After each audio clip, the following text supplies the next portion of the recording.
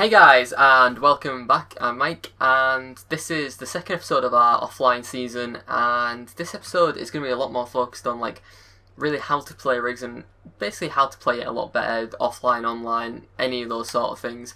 And we're going to do it live whilst, playing through a game. Now, from last episode, just a quick note, we have swapped players. We're now with 9 lives Vampire Rig. This guy takes 28% or 23% of the match fee.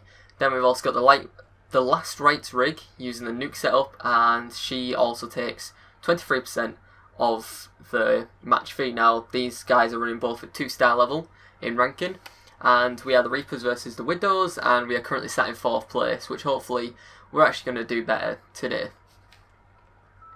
And we shall proceed. This is our second league match, by the way, because last time it was a championship game, because it just was. Now, getting into the topic of the video, this is all about how to play rigs, all that sort of stuff. Now, the very first thing is obviously going to be playtime. Now, you're not going to be good at a game without playtime. Now, VR as well, it's a lot different to... Well, actually, it's not a lot different to a standard game, but the interface that you're using, like head controls, all that sort of stuff, it really is a lot different, and it can differ and really change your opinion on how you play and all that sort of stuff. So just be wary of that. Now, my personal preference, I know if you get motion sickness, you can really skip over this step. If you're really bad at motion sickness, just skip over this step. But my most important thing for playing VR games is turn off the motion help sort of thing. Basically what that does, it's like the circular perimeter, you'll see it a lot, if you turn left or right, quickly you'll be able to see if you have it on or not. You can also go into your settings. Now this is on the PlayStation VR and on the actual rigs game itself. There is different VR comfort. Oh my god, I've never been in this arena before. But there is different sort of comfort settings. You want to turn them off because it can block this peripheral vision that I'm seeing here. Obviously this is where I'm putting my head now. But that peripheral vision is actually going to help us a lot if we can actually see it. Come on, kill him. Oh, he's so close to being dead. Oh, he's healed. Oh, he's got a healing teammate. Oh, that was nasty. We're going to heal ourselves up here, actually, before we die. Oh, we are dead. We're dead. And the second thing that I want to stress, really important for rigs, in my opinion, this is probably another one of those, it depends on what you've been used to playing. But to me, you should be using the head motion controls for aiming. So you see how, here, I can aim with the head motion controls.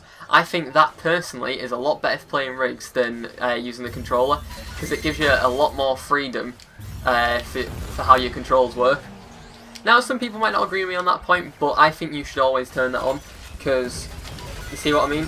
And as long as you practice on that, it feels really weird at first. I will admit, this feels so weird at first doing it like this with your head.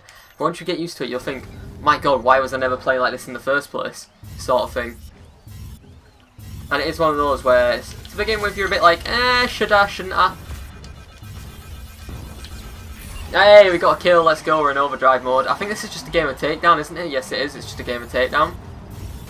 Now, the second thing is, actually, I'm going to recommend this, but starting off in an easy game mode, such as takedown, because takedown is pretty much your team deathmatches, your team slayer.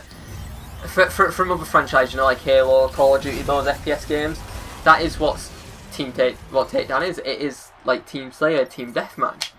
Now, the reason I recommend this is because it's a lot easier to get used to, because you're not having to work with an objective either, because your only objective is killing. Whereas in the other modes, you're working really on how you're killing, your positioning, being able to take the objective once you're going to overdrive, all that sort of stuff. So when you first start to play, you really, really want to start by just play. Wow, that was quick.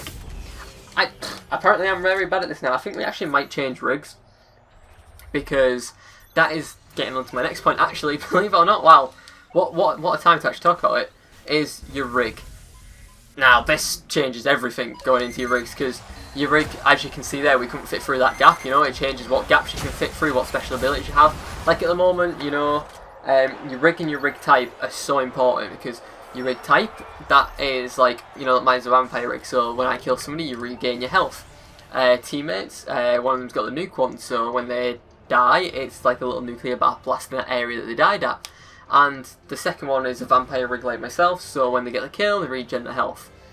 Now that's important because different playstyles have different meanings, and only you can really choose which of them you like. Because like personally, I've been liking the vampire rig, but lately I've actually not been liking it as much. So I'm thinking, you know what, I'm gonna give it the old switcheroo soon, see what happens. You know, I might try out the nuke rigs. So the rig type is really important.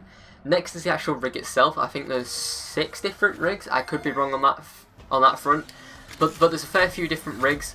Each have their own weapons. Like you see, this one has a laser and then a rocket. Thingy over here, where have they gone? I can't even show you my teammate.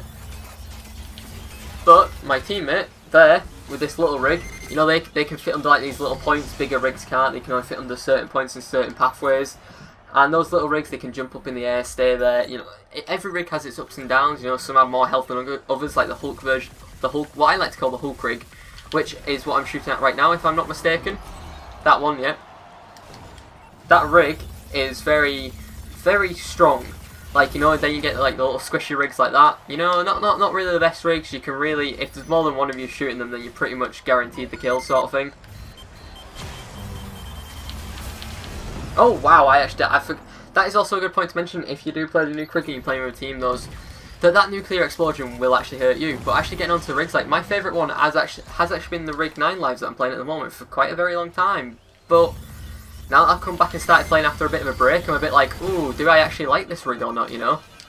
And it is something you will go through. You'll go through like different rigs, and you'll probably find that certain rigs work against certain people because certain play styles are countered by certain models, all that sort of stuff. It really gets really like complicated, and the only way that you can really find that out is by playing yourself. Like nobody can go, oh yeah, you should definitely use this rig. This is the best rig in the game. Yeah, that's not necessarily true. You know, you can really only decide that by playing the game yourself, and you know, it's all about that playtime. You know, the more you play, the more you get used to it. And you're like, oh, hang on a minute, I really like this. Why have I not played this before, sort of thing, you know? And then you need to not forget about this other thing to do with rigs, which is your movement. I forget about it all the time. You've probably seen during this gameplay, I really forgot. But it's this, pressing L1 or R1 to boost the other way. Boosting, it helps so much for dodging attacks, dodging enemies, line of sight. You know, it's absolutely fantastic. And you know, I'm not doing too good during these games. You see how, I was going to say, you see how we dodge these, but we don't dodge them. But you can like dodge behind cover and stuff, and it really does help. And another point that I will make is this. The different modes of your rig, let's call them modes. These different modes, you know, repair, speed and attack, they make the hell of a difference in combat. And if you can really get used to mastering which ones to use at certain times, then you've really mastered the game. You know, when you go into overdrive, you get all 3 of them, so it doesn't really matter when you're in overdrive, but it really matters when you choose them. That's the end of the game, guys.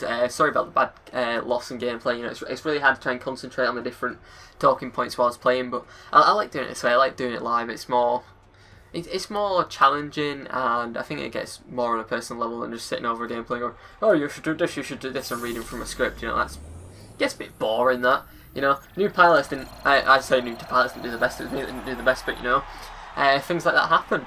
And yeah, hope some of these tips help like the newer rigs players and even the more experienced players if you didn't actually know some of these. Hope you guys have enjoyed. I've been Mike, social media links and everything's in the description below. And I'll see you guys in the next episode. Bye bye.